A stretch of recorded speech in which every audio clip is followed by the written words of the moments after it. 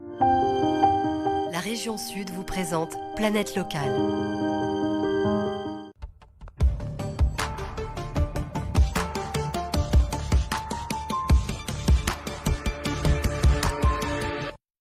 Bienvenue dans Planète Locale, votre rendez-vous consacré à l'environnement, au climat. Planète Locale un peu particulier car pour cette journée spéciale pouvoir d'achat sur l'antenne de BFM Nice Côte d'Azur, on s'intéresse aussi à une démarche environnementale et économique. Bonsoir André Vianès. Bonsoir. Vous êtes Merci. président d'un Repair Café qui se trouve à Sophia Antipolis. Alors les Repair Café, pour faire court, on y répare un peu tout et n'importe quoi. On y répare tout ce qui est transportable.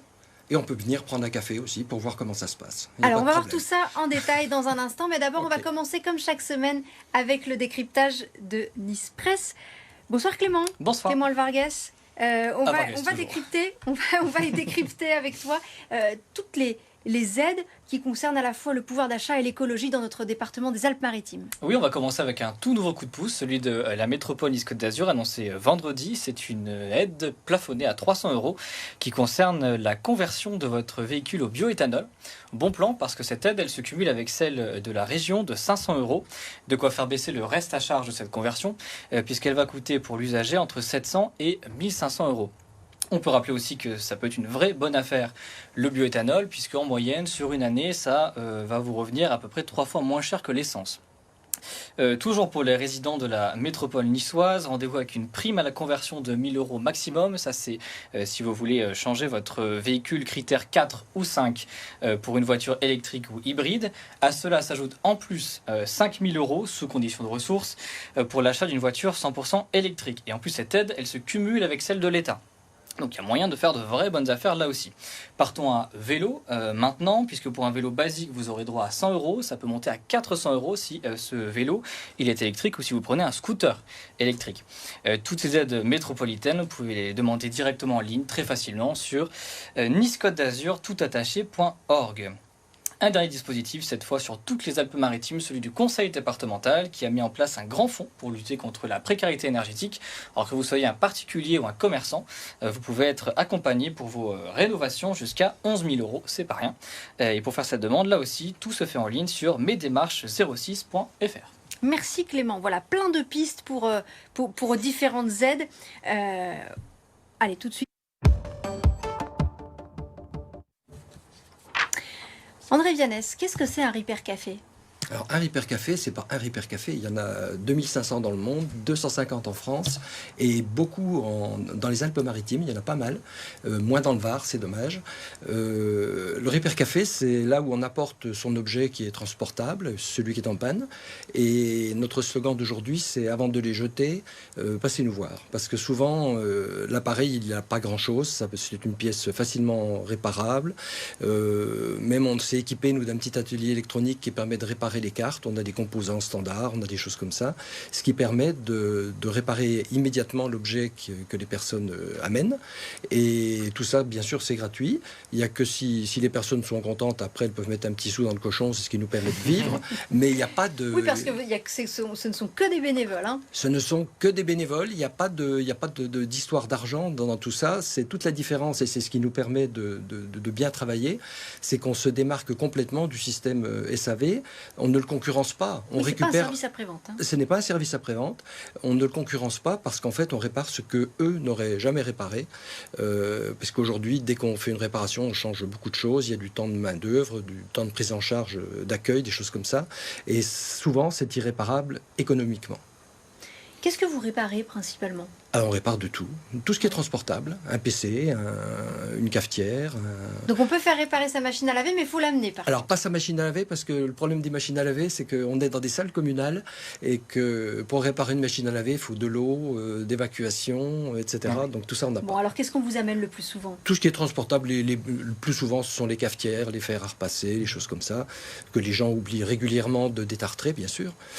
Ça, c'est pour le but premier des Repair Café. Ce qu'on dit un peu moins, c'est le côté cohésion sociale.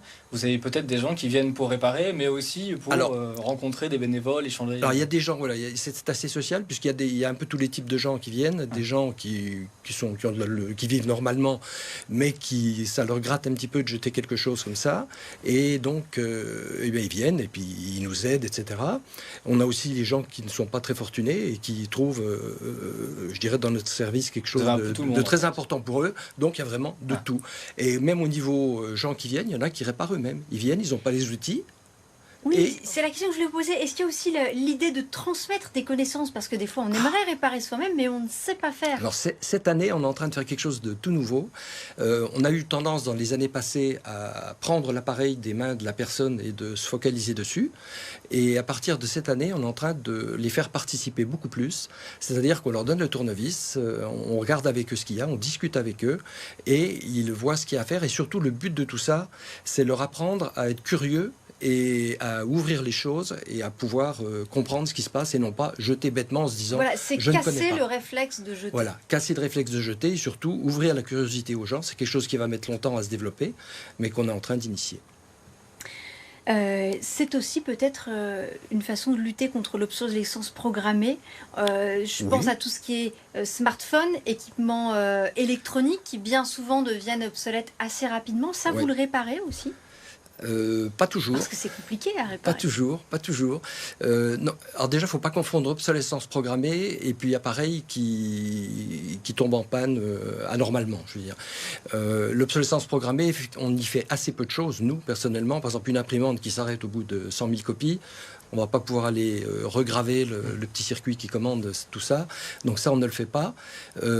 Par contre, un vieux PC qui n'a plus sa mise à jour de l'OS, on peut mettre dessus un Linux ou un truc comme ça. C'est-à-dire qu'on peut aider les gens à faire durer des PC qui sont devenus trop lents pour l'usage d'aujourd'hui en réinstallant des choses gratuites comme Linux ou Google Chrome ou des choses comme ça. Vous parliez de réflexe à l'instant. Vous avez peut-être vu ce fonds qui va être mis en place par l'État pour l'aide à la réparation tout ce qui est produits électriques, électroménagers, etc.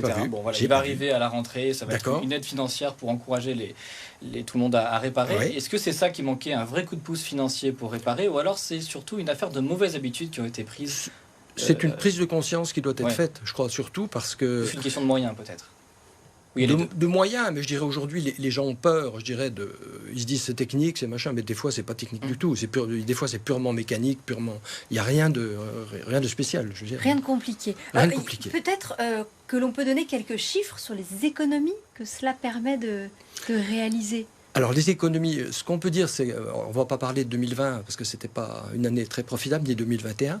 En 2019, par exemple, on a réussi à dépanner quelque chose comme 1,5 tonne de produits, c'est-à-dire qu'on les pèse en arrivant et on regarde sur l'année combien on en a réparé. On a économisé 1,5 tonne. Après, au niveau du coût des réparations, nous, comme il y a des gens qui mettent dans le cochon de 3 sous, on achète des composants, des choses comme ça, et quand on leur répare quelque chose, c'est totalement gratuit, et il n'y a que s'ils sont contents qu'ils remettent dans le... Voilà. Est-ce que vous voyez fréquemment certains appareils, par exemple dans l'électroménager, je ne sais pas, où les réparations sont toutes petites, c'est vraiment pas grand-chose, et si vous n'aviez pas été là, l'appareil serait parti à la poubelle? Oui, il y a par exemple les fers à repasser, que je conseille fortement aux gens d'entretenir, c'est-à-dire que aujourd'hui, avec un peu de vinaigre blanc standard, on nettoie son fer, et le fer va durer très longtemps. Aujourd'hui, on voit arriver des appareils qui sont complètement bouchés de calcaire et qu'il est quasiment impossible de réparer parce que la pièce est complètement durcie, c'est de la pierre à l'intérieur. Donc si on entretient, on fait durer. Sinon, que dire d'autre je sais pas. Voilà, c'est des petites choses, parfois des petites choses, pièces à changer. Est-ce que c'est difficile aussi de trouver les pièces de rechange? Le problème, c'est le prix. On trouve toujours les pièces de rechange, mais le problème, c'est que quand vous allez, je dirais, acheter une carte complète pour un téléviseur qui vaut plus de 150 €, si vous êtes passé par un SAV, il va encore falloir 100 et quelques euros de prise en charge. Donc ça, pour une télévision, ça va déjà mettre 250 € de plus. Donc parfois, les gens trouvent que ça ne vaut pas le coup. Voilà, et ça ne vaut pas le coup, et ils ne le font pas. Voilà, donc il faut changer la donne. Est-ce que vous faites quelque chose peut-être aussi pour les pièces détachées. Par exemple, on vous amène un ordinateur qui n'est plus utilisable. Est-ce que vous le récupérez, vous le rendez à la personne? Oui, il y a des choses qu'on récupère, pas tout, parce qu'on ne peut pas stocker, il y a un problème de stockage immense. Mais par exemple, dans les cafetières, par exemple, il y a des chambres ce qui permet de faire chauffer l'eau, la chambre de chauffe. On la récupère de temps en temps, parce que tout le reste fuit, les gens ne veulent pas mettre d'argent dedans, etc. Donc ça, on récupère. Des pompes, des choses comme ça, oui, on récupère. Et on réutilise, gratuitement, bien sûr. De quel œil vous voyez cela, le fait de réparer? Est-ce que pour vous, c'est simplement, c'est bien si on veut faire des économies, si on veut faire un petit peu attention, ou bien c'est une tendance de fond? Est-ce que vous pensez que c'est un mouvement qui va prendre encore de l'ampleur? Quel regard vous avez là-dessus? J'espère que c'est un mouvement qui va prendre de l'ampleur. Il faut arrêter de prendre les gens pour des bidochons, entre guillemets. Je veux dire, aujourd'hui, dès que quelque chose est en panne, on vous dit, mais courez dans le magasin chercher un neuf. Je dirais non, c'est fini ça. L'appareil, il a rien d'extraordinaire par rapport à celui que vous aviez. Il faut le réparer. Eh bien, ça change. On a noté vos bons conseils, André Vianney. Je rappelle que vous êtes président du Repair Café à Sofia Antipolis, mais il y en a bien d'autres d'ailleurs dans notre département, dans notre région. Merci d'avoir été notre invité. Merci à toi Clément et à la semaine prochaine. Et demain, quant à moi, je vous donne rendez-vous pour Azur Business. Nous recevrons Felipe Gonçalves qui est directeur général de Cap 3000.